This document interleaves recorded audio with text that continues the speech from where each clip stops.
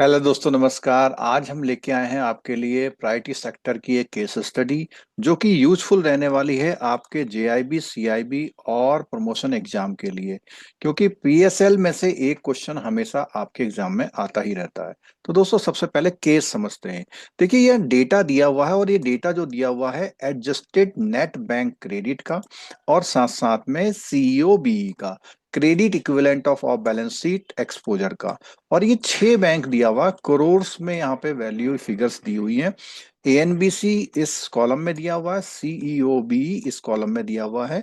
और ये जो बैंक हैं, जो डिफरेंट 6 बैंक हैं, इनकी कैटेगराइजेशन भी अलग अलग दी हुई है। डोमेस्टिक है, फॉरेन है, आरआरबी है या स्मॉल फाइनेंस बैंक है। सबसे पहला क्वेश्चन दोस्तों आपकी स्क्रीन पर है, what should be target amount of landing to small and marginal farmer of Zenith bank domestic. तो सबसे पहले हम जेनिथ बैंक में आ जाएंगे और इसको सॉल्व करने के लिए आप इस वीडियो को पॉज करके सॉल्व करिए, हम इसे कंटिन्यू करते हैं। देखिए, यहां पर बात आ रही है कि एएनबीसी और सीईओ बी जो है, इसमें जो भी हायर होगा उसे लिया जाएगा। इसका मतलब हमारी कैलकुलेशन जो है 10,000 से स्टार्ट होगी। और एग्रीकल्चर के लिए जो स्मॉल एंड मार्जिनल फार्मर का टारगेट होता है, उस टारगेट के अकॉर्डिंग हम लोग कैलकुलेशन करेंगे और ये टारगेट होता है 10%। तो देखिए, यहाँ पे हायर ऑफ एएनबीसी सीओबीसी का लिया तो यहाँ पर 10,000 करोड़ आ गया। और एसएमएफ सब टारगेट जो है कितना है, स्मॉल मार्जिन फार्मर में 10% है। तो इसका मतलब 1,000 crore will be the answer.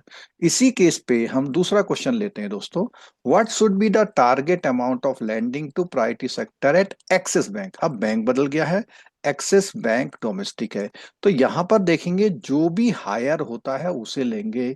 तो हायर यहाँ पे 22,000 है और 22,000 के अकॉर्डिंग हम एक्सिस बैंक डोमेस्टिक है। और आपको मालूम होना चाहिए कि डोमेस्टिक बैंकों के लिए सभी के लिए 40% टारगेट है। फॉरेन के लिए भी 40 है, लेकिन उसमें कैटेगराइजेशन है थोड़ा सा, ठीक है। तो यहाँ पर 22,000 का 40% यानी आएगा 8,800 करोड़। नेक्स्ट क्वेश्चन पे आते हैं दोस्तों। पिछले 30 सालों में हमारे वहां से लगभग 10 लाख से ज्यादा बैंकर ने वीडियो लेसन्स और पीडीएफ नोट्स की मदद से जेआईबी, सीआईबी और प्रमोशन एग्जाम को क्वालिफाई किया हुआ है।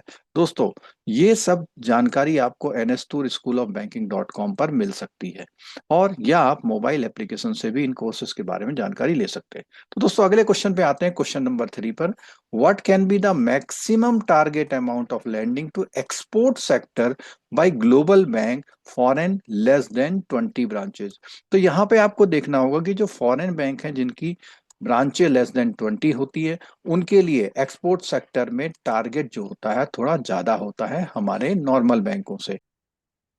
चलिए, इसके सॉल्यूशन की बात कर लेते हैं। तो दोस्तों, सबसे पहली बात है कि एएनबीसी और सीईओबी में अगर हम देख सकते हैं कि जो हमारा ग्लोबल बैंक है ये वाला, तो इसमें दो अमाउंट दिए हुए हैं। तो हमें हमेशा ध्यान रखना है कि हमें हायर साइड वाला लेना है, चाहे एएनबीसी ले हो या सीईओबी हो। तो इसमें जो हमारे foreign bank less than 20 branches होते हैं, उनके लिए एक्सपोर्ट की जो मैक्सिमम टारगेट होती है वो 32% होती है। 32% ऑफ 12,000 निकाल लेंगे, ये आएगा 3,840 पर जो करोड़ रुपीस आ जाएगा, ठीक है। नेक्स्ट क्वेश्चन पे आते हैं, what can be the minimum target amount of landing agriculture at rural Vikas bank RRB. अब ये रूरल विकास बैंक आरआरबी पे बेस्ड स्टडी है। तो यहाँ पर सबसे पहला काम तो हमेशा देखना है कि इन दोनों में से कौन हायर है। तो इन दोनों में से हायर 5,000 है। और जो आरआरबी के लिए जो एग्रीकल्चर टारगेट है उसकी बात हम करते हैं। ये जो टारगेट है एग्रीकल्चर का टारगेट सभी के लिए 18% है। और यहाँ पर हायर अमाउंट हमारा जो है 5,000 है। तो 5,000 का 18% आपका हो जाएगा 900 करोड़ रुपए, ठीक है।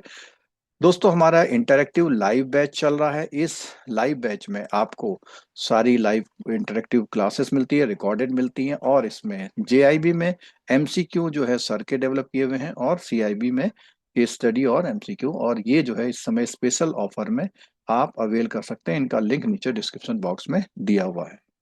अब बात करते हैं दोस्तों अगले क्वेश्चन की। यहाँ पर priority sector landing assessment what can be the minimum target amount landing weaker section by Gramin bank RRB.